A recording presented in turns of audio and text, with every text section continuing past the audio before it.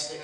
Have some of those questions. So. Good. So let's talk a little bit about some of the changes that are laid on the table right now. When I accepted the position as president last November, December, I announced on The Skeptic's Guide to the Universe, and then a couple other appearances, and then blogged about it on Swift, which Randy mentioned earlier today, that because the $1 Million Challenge is the JREF's chief means for kind of publicizing and advancing its educational mission regarding these irresponsible claims, and also the responsibility of the public regarding those claims, well, I announced we wanted to make a number of changes. And one of which, really early on, Banachek, I called you with the idea that in order to be able to think about the long term of the challenge, we needed someone with the history, the experience, and the gravitas regarding these kinds of experiences to really head it up. So I asked you if you would head up the $1 Million Challenge going forward, and you accepted. So that's the first change we're announcing. Banachek will be running the $1 Million Challenge going forward.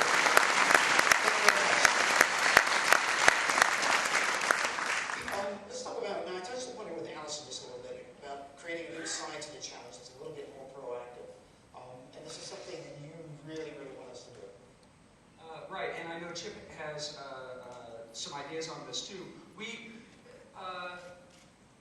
We are very interested in the challenge not just being a passive vehicle for us to receive claimants' applications, but instead, and I'll say it publicly because I think we should be unapologetic about it, the $1 million we have on the table is actually a means by which we can publicly challenge irresponsible claimants. You've seen Randy do it on Larry King Live vis-a-vis Sylvia Brown, but I'm very interested, and I know the whole group of people working with the challenge now are interested in using the $1 million to publicize even institutions that are making irresponsible claims. So putting our $1 million on the challenge for a nursing college that teaches therapeutic touch, challenging a dean saying, hey, if you can back up what you're teaching, here's our $1 million. Of course, we think it's unlikely, right, Chip, for anyone to accept that, but it's a publicity and a promotional vehicle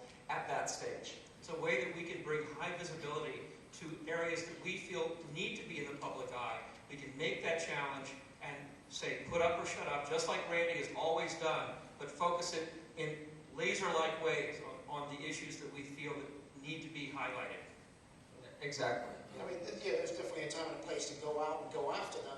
On the other hand, we also want claimants to come to us as well. So those are two different ways of approaching a challenge, yes? Right, kind of two sides of the same coin. So we have $1 million on the table for anyone who can back up their paranormal or supernatural claims, but we don't want to be so passive with it that it's only available for people who knock on our door. We're going to be, as Randy always has, we're going to be, as an organization, knocking on a lot of doors. Yeah, which I'm looking forward to that, so this should be a lot of fun. Let's talk a little bit about transparency. I mean, our challenge has always been very transparent, and we'll be very open about everything. We've got some thoughts about how to make it even more transparent, so that even mom and pop, and I don't mean this in a derogatory way, but it's an easy way to explain it. In West Virginia, living in a trailer with barely any TV or anything, they can understand. They can go to our website if they have internet, and they can understand what's going on. I mean, we'll talk about that a bit. Our, if I can use the term, cultural competitors, the people who believe both in these claims and in the claimants who make their applications for the $1 million, offer, I think, a sometimes valid criticism that we have not been completely transparent about the status of applications, the progress, how far along a claimant is in the application process. Now, it should be said, we've been incredibly transparent about whether or not someone succeeds or fails. We're not keeping anything secret like that, but I'm very interested, as I announced early on, in revamping the process so that when someone applies, on the website we see that application, the claims made, and we see a kind of running progress of that applicant's application, right? That's right. And in my mind, as an educator, I think this kind of transparency can help serve as an educational tool for the foundation to provide to the public, to teachers, to classrooms, information about how a test can be rigorously conducted and the reasons for which a challenge application is accepted or rejected.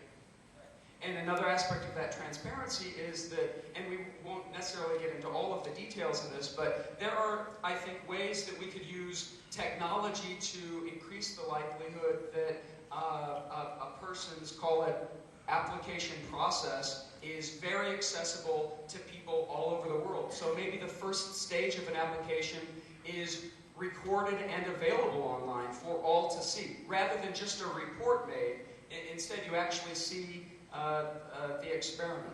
Well, also showing them working in their own environment. What is it that they claim? If we get a good, clear video of that sent to us, we want to put that up on the website. It helps us to set up protocol. It helps us to understand what it is that they're claiming, and everybody else can see it as well. It's fodder that's on the website. Now, it should be said that poses some risks, because what if claimant A puts up a video and gets a following, dare I say, on the back of the JREF's publicity? What if we make a venue for a claimant to say, look, I'm being taken seriously by the JREF, therefore I'm legitimate? Well, that's a risk I'm willing to take, we're willing to take, because that offers an educative moment with the public where we can dialogue about those claims and engage the public, both believers and non-believers, about these issues. Yeah, for me, going on with this, and you touched upon it, Chip, one of the most important things for me is being able to use all of this information to educate.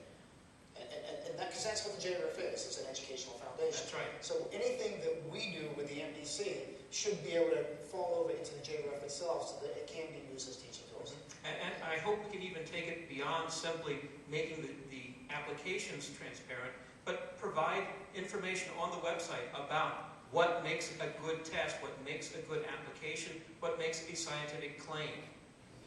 Imagine a high school science teacher using the resources on the $1 Million Challenge, even modular curricular elements that the JREF then provides about a psychic claimant and how he or she has been tested, so that the teacher, she can conduct the same test with her students in her classroom, and that's a really hands-on way to engage in these kinds of topics.